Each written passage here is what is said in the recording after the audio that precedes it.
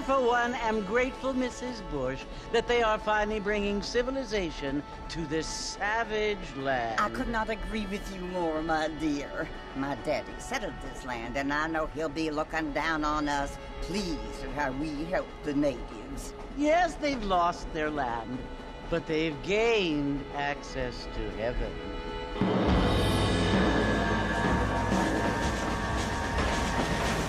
But, Father, do you mean unless an innocent receives communion, they're destined to go to hell? That hardly seems fair. What I mean to say, Jenny, is that there is a great deal of difference between an innocent and a savage. I never thought of it that way. Yes, they lived like animals, but they're happier now.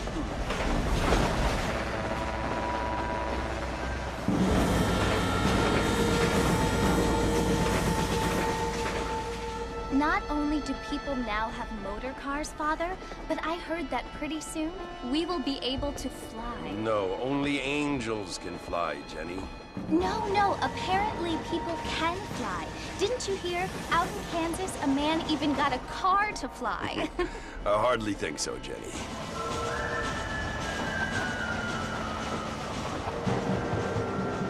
Apparently, Mr. Johns wants to run for governor, which is why he's so concerned with cleaning up the state. Nate Johns.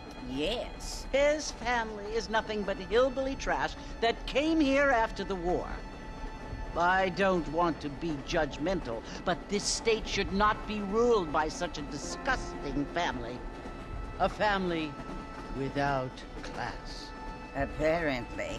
The Johns family have made a lot of money, and he has a lot of friends in politics. Mrs. Bush, money isn't everything. There are many things that money cannot buy. It seems that money can buy voters, though.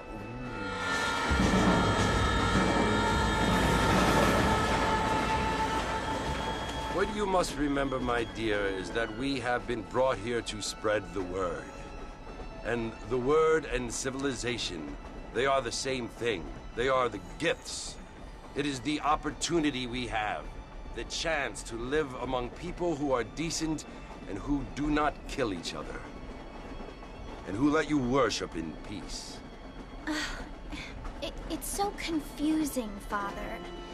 Sometimes I find it impossible to make the distinction between a loving act and a hateful one.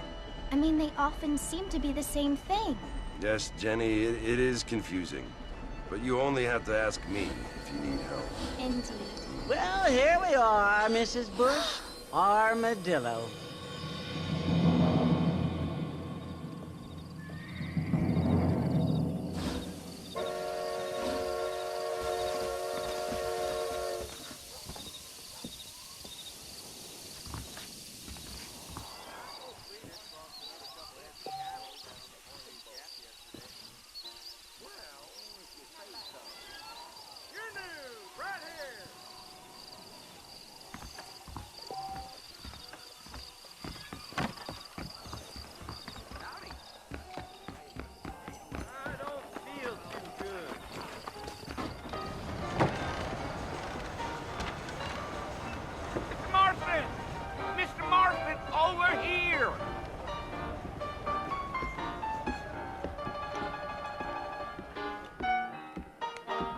You must be John Marston. Sometimes. I'm Jake. Your friends from Blackwater hired me to guide you. They ain't my friends, but pleased to meet you, Jake. I got the horses saddled up and ready out front.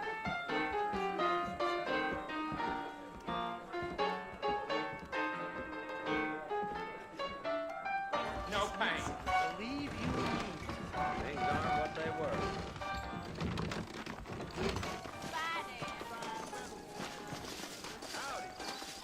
Biggest thing to happen at Curtir. All righty, Mr. Marston, let's get it. If you say so. Take it easy until we're out of town. Ain't no point in causing a ruckus. Come on.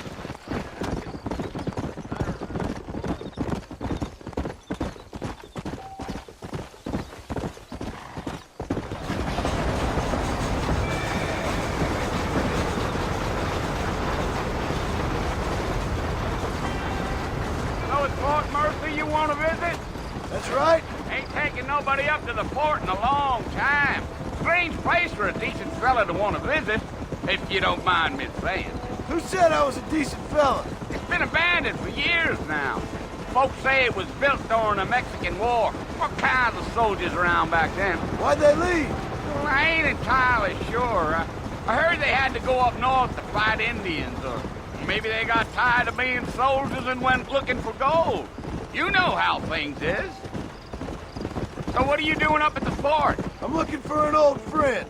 Well, like I says, you ain't gonna find many folk around those parts these days. Those you do find are about as sociable as an ulcerated back tooth. I mean, I ain't one to judge a man by the company he keeps, but... Well, he ain't been friends for a long time.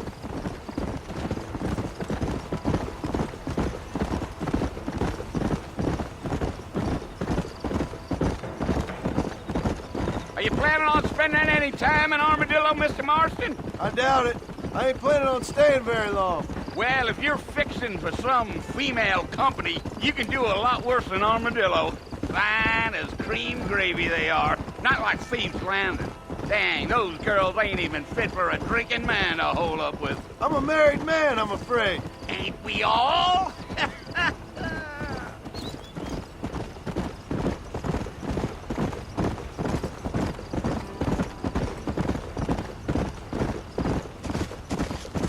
Yeah, so it was the marshal who hired me. Lee Johnson, do you know him? I think I heard his name.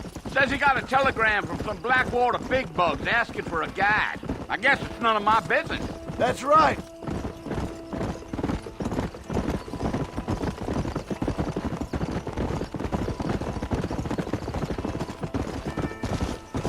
You ain't very talkative, are you? Nope. I'm just chewing the dog, mister. It's how I am. I don't mean nothing by it. Trust me. There's things you better off not knowing.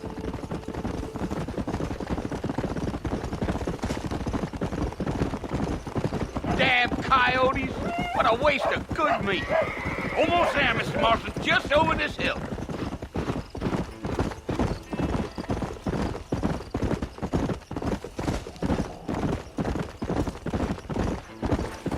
Whoa, now. whoa. Listen, mister. This here is what's left of Fort Mercer. Some gang rode in and took the place over. So I understand. This is where we part ways, friend. You have yourself a good time.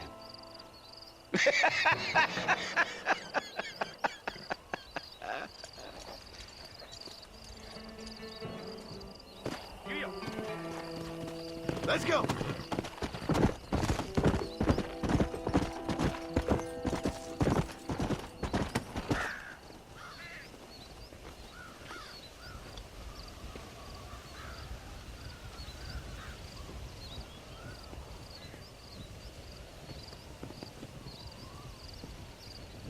Bill!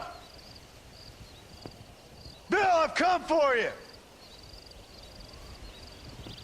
Bill Williamson! Come out here right now! Go away now, John. Don't make me kill you. Nobody needs to kill anyone, Bill. You must think I was born yesterday. You always did think I was an idiot. That ain't fair, Bill.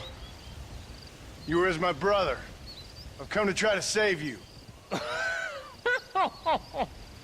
Oh. Do I look like I need saving? Bill, please. They want to kill us all. I can help you. Well, you never tried to save me before.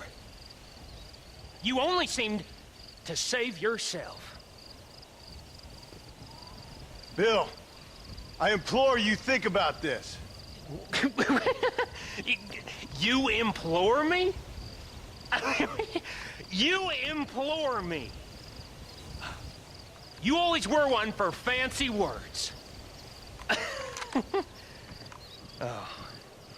Well, things are different now, John. Now I'm in charge! No more Dutch! and no more you. Implores. I implores you to go back and tell them to send someone just a little bit more impressive next time. Well? Oh. Poor John.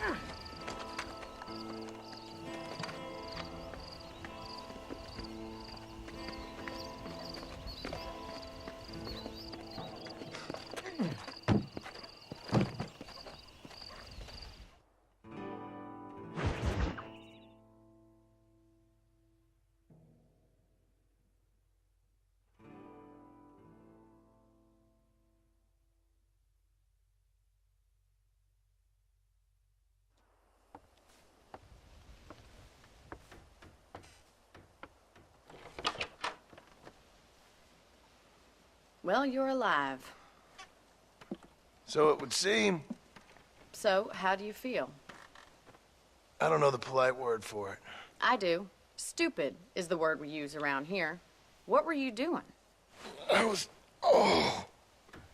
doing something stupid. Well, you'll be okay.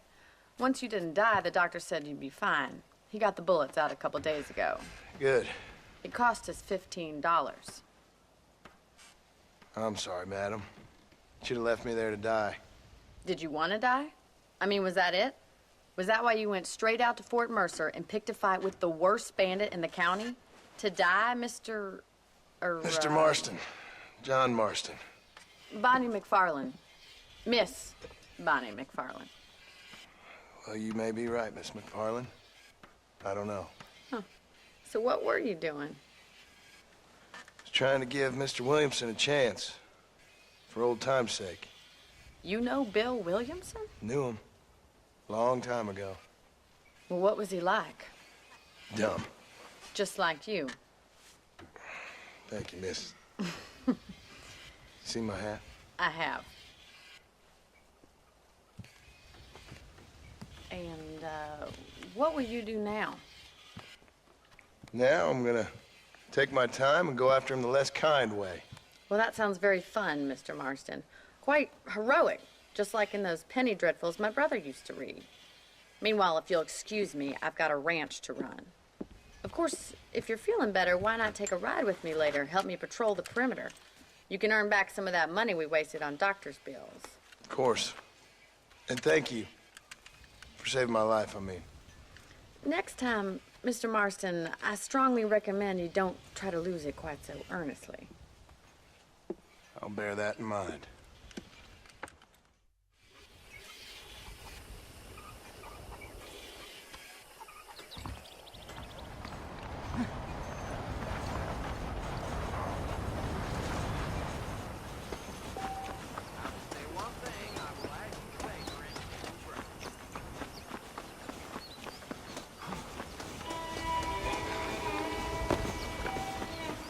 Mr. Marston, back in the land of the living, I see. Figured it's about time I started paying back that $15. Well, no time to waste. The horses are saddled up over here.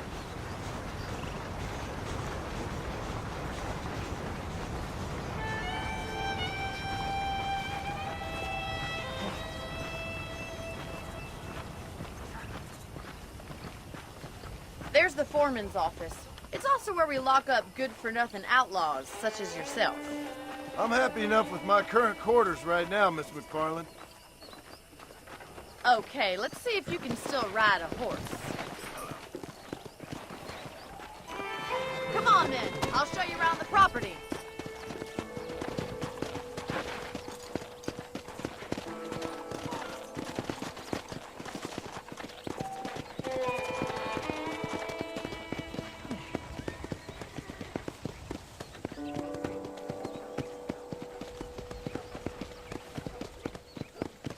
right is the general store. You won't find Parisian high fashion, but it's good for the essentials. Very convenient. I don't think I've ever seen a ranch with its own store before.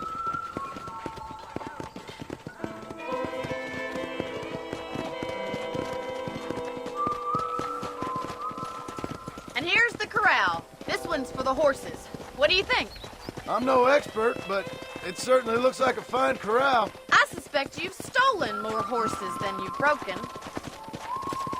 Now, where'd you get such an idea? First impressions are hard to erase. That's the train station. Things sure have changed since the line finally got finished, bringing in all sorts of new folk like yourself. Is that such a bad thing? Change is only good when it makes things better.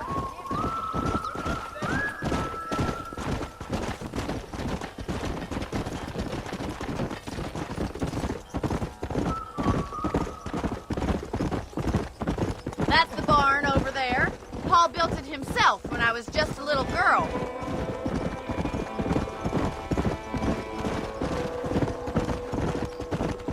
And here we are, back at the house. Let's stop for a while before we head out on patrol. You'll get no complaints from me, Miss McFarland.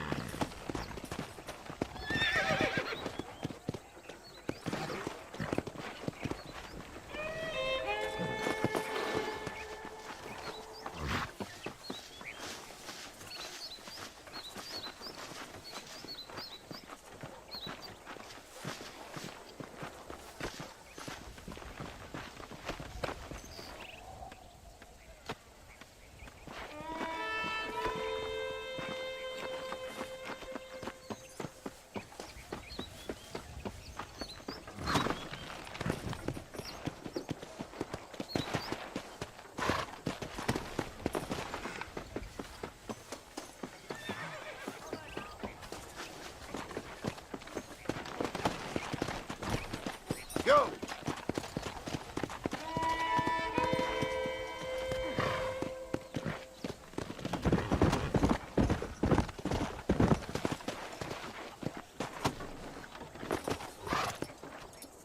Come on, this is the only chance you're gonna get to rest.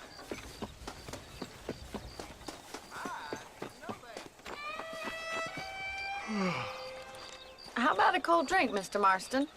Thank you, ma'am. Getting shot, then riding a horse seems to take it out of you. I could use a rest. Sure. Come on in. I'll show you the house, and then you can sit for a while. Thank you.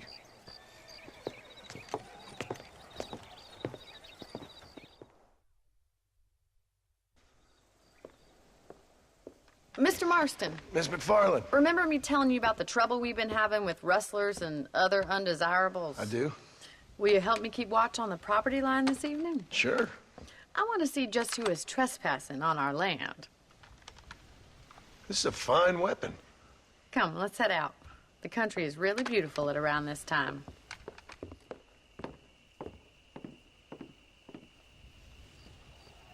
Come on, then. Let's mount up and take a look around.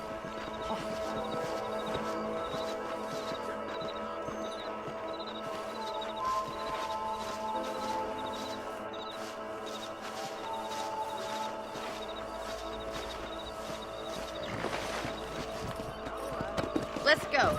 Keep your eyes open and try not to get yourself shot again.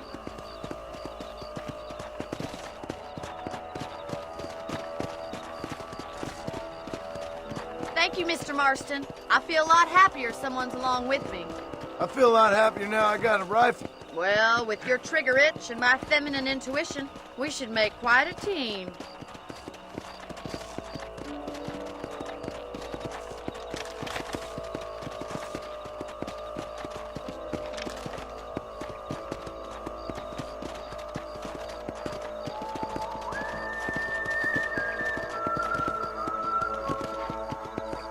God damn it, these rabbits are at it again. Come on, let's get rid of them once and for all. Come on, then. Time to put that bloodlust of yours to good use. You're better at shooting rabbits than outlaws, I see.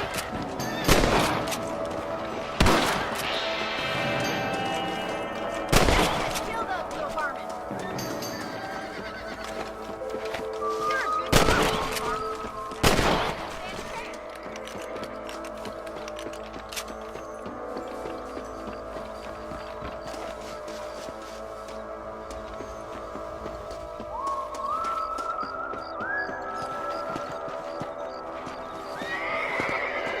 we should keep moving. There's still a ways to go.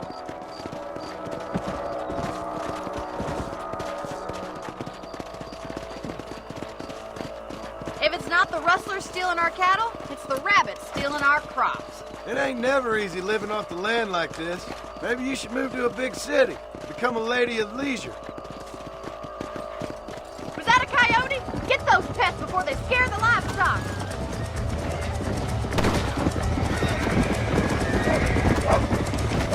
Nice shot!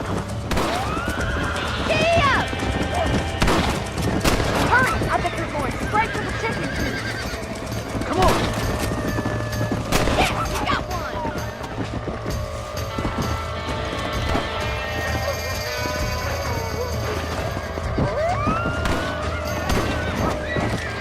That coyote won't be back.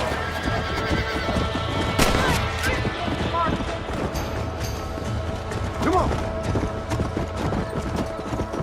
Well, we got rid of the coyote. We saved all the Yeah!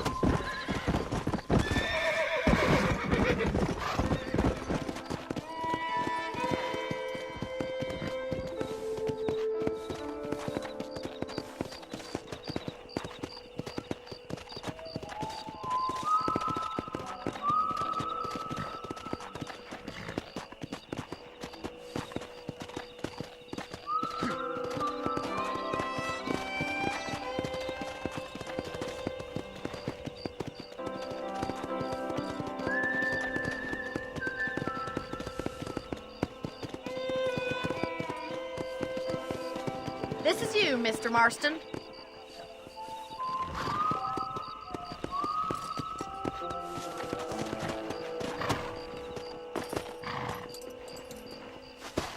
Thank you for your help, Mr. Marston.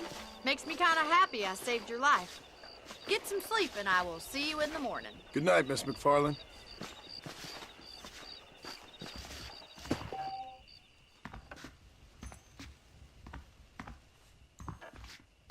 A beautiful wife is no guarantee of full male potency.